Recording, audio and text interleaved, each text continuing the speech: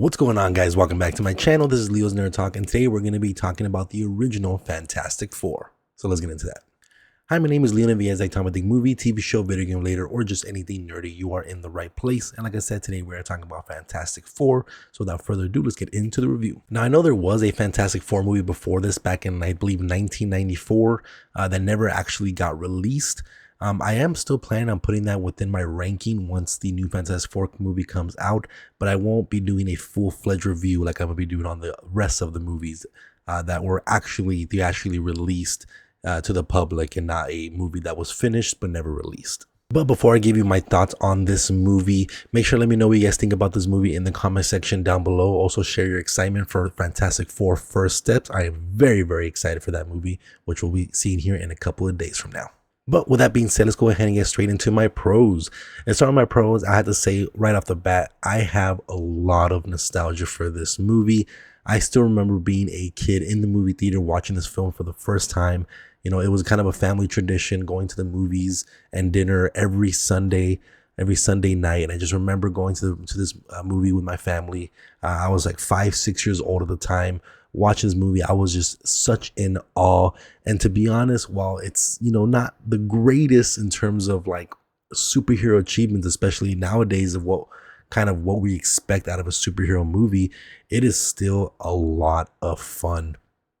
You have basically telling the origin story of Fantastic Four, and apart from these movies, I don't have too much knowledge of these characters. I really only have knowledge of these characters from the movies. I've never read the Fantastic Four comics and stuff like that, so I'm not sure how accurate of an origin story this really is compared to the comic books, but it's still a fun little origin of them going out into space, experiencing this kind of like radioactive cloud that gives them their powers, and them first discovering their powers and whether or not they should use them or kind of hide it from the public. Should they reverse, you know, the effects and go back to being normal? And it kind of goes through that kind of like an actual emotional roller coaster, especially for a character like Ben, but for the most part, all of them. And they all kind of react to it a little bit differently.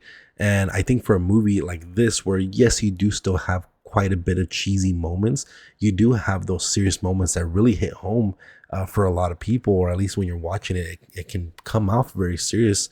And like I said, especially for a character like Ben, who becomes, you know, the thing, and where a lot of people are afraid of him because he, you know, looks monstrous, and him kind of learning to really accept himself for what he is, and kind of going through this whole thing of, you know, losing his fiance and trying to accept the way he looks, where he's constantly getting angry because he feels like no one's working hard enough to find a cure for him.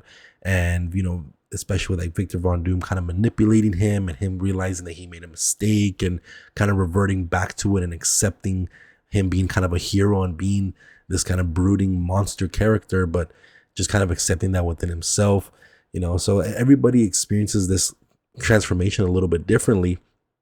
You know, like I said, Johnny Storm is obviously the one that loves it. He wants to show it off. He wants to not go back to normal. So you have all these conflicting ideas of what these powers kind of mean for each individual character, and it leads to a lot of different conflict, which again, in a movie that is somewhat kind of cheesy, you do get a lot of those like real moments between characters where it's definitely a conversation piece of what should we do. You know, should we be superheroes, or should we revert back to being normal? Because this isn't something that should be normal. We went up to space to find, you know, cures for illnesses and sicknesses and cancer and things like that, and we came back being superheroes. Is that really what we want? And them navigating that between the group, and also of course with Victor Von Doom being, you know, the opposite side of it, that's a little bit more sinister. It again leads for a lot of good conflict throughout the movie. And speaking of Victor Von Doom, I think he is a fantastic casting. I believe Julian McCain, I don't remember his name, excuse me, who unfortunately recently passed away, I believe at the beginning of this month actually. So I thought he is a great Victor Von Doom. I always thought he was a great Victor Von Doom since I was a young kid. You know, just from the beginning, you can automatically tell that he is going to be a menacing character within this universe, and he brings that energy. He brings that presence, the way he looks, the way he talks. You can already tell just right off the bat that he is going to be the inevitable kind of bad guy in this movie, and he pulls that off very, very well. I think he pulls off the Doctor Doom character very well. Again, I'm not too knowledgeable about the comic book version of the character, but I think he comes off very menacing, and I very much enjoy his presence on screen. And I think everybody else in the cast does a great job too, kind of playing their role. You know, where you have Richard Reed as Mr. Fantastic, who is very much like that nerdy scientist guy that only sees the science stuff. He doesn't really read emotional cues around him. He's kind of distant with that. Everything is about science, you know. And you have Johnny Storm, who isn't necessarily an idiot, but he's the person that likes to be in the spotlight, likes to be the hero, likes to be the star and stuff. So he kind of takes that very douchey personality where you kind of hate him, but you also love him at the same time. So you kind of love to hate him. He's charming, but also kind of insufferable. So it's kind of one of those fun characters that you like being around because he's cool and you like the Human Torch nature of it. But he could also be kind of a dickhead most of the time. So you have that conflicting emotion with that character. And I think he plays that character very, very well throughout the entire movie. Of course, you have like Jessica Alba as Invisible Woman, who I think does fine. She's a great Invisible Woman.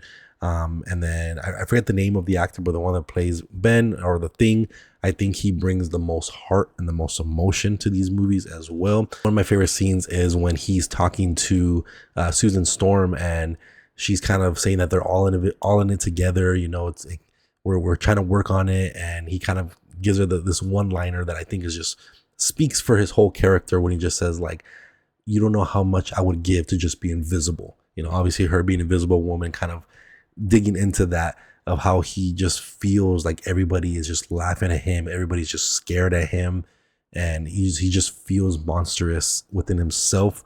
And again, his kind of arc learning to accept what he has become and kind of loving it.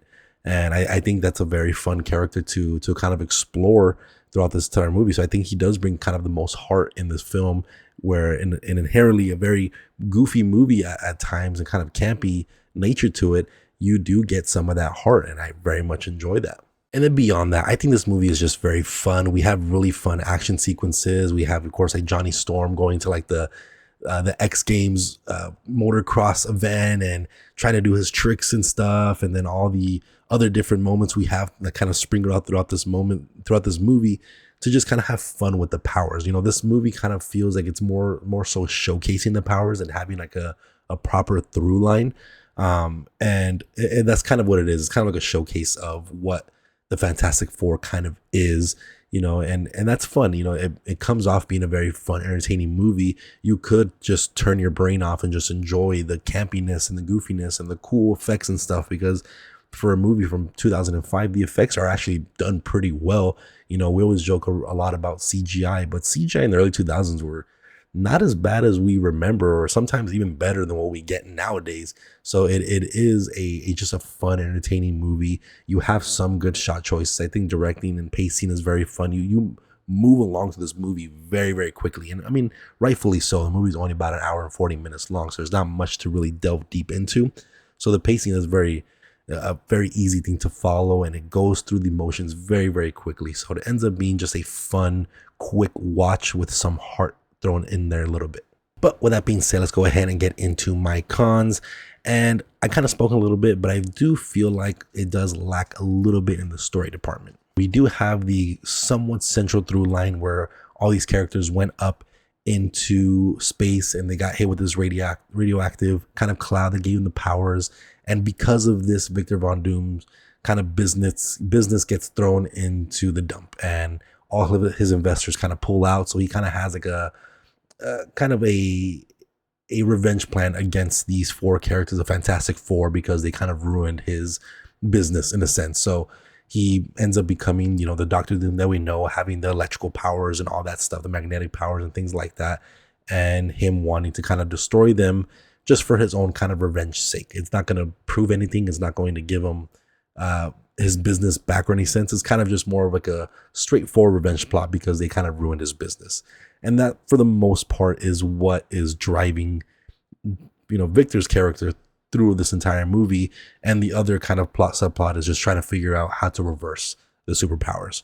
So in the story department, it is a little lacking, but for the most part, it still can be fun. Like I said, it's one of those movies that you kind of turn your brain off and not acknowledge all those things too much. But I do wish they would have built a little bit more of a interesting story to engage you even more so in these characters. And you do get a lot of that early 2000 kind of cheesiness and campy dialogue and choppy dialogue, kind of weak performances at times. I think everybody does a great job for the most part, but again, you have those moments where the line delivery is a little awkward or the dialogue exchanges don't feel like natural and things like that. So that does happen quite a bit throughout this movie, where you can see why people critically don't really think this movie is that great. But as for me, that has a lot of nostalgia with it, I still have fun with it and it doesn't bug me too much. But that is going to be it for this one, guys. Let me know what you guys think about Fantastic Four in the comment section down below. Like I said, I have a lot of nostalgia for this movie, but I can definitely acknowledge all the flaws that are in this film, where it's not critically accepted as being a good superhero movie per se, but it still is a fun one for me. But again, if you guys like Tom Think movie, TV show, video game related, or just anything nerdy, make sure to hit that like and subscribe button. I'll see you guys on the next video. Thank you.